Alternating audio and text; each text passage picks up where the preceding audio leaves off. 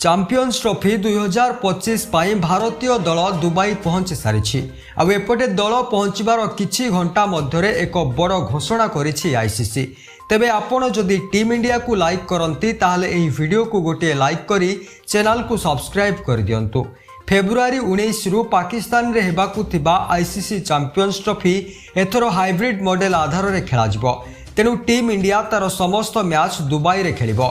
किंतु समस्त क्रिकेट प्रेमी को नजर एही टूर्नामेंट रे हेबाकु थिबा भारत पाकिस्तान मैच उपरे रहिछि।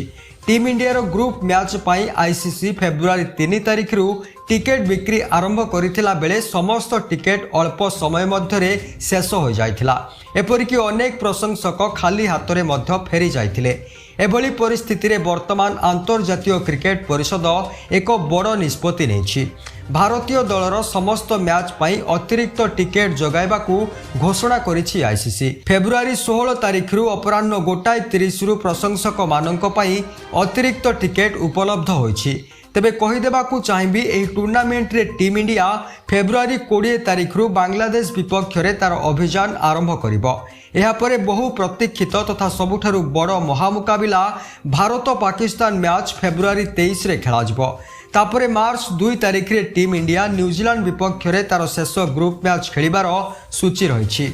एथि सहित जदि टीम इंडिया सेमीफाइनाल और फाइनाल पाई योग्यता अर्जन करे ताहले एही मैच मार्च 4 तारिख एवं मार्च 9 तारिख रे दुबई रे खेला जिवो।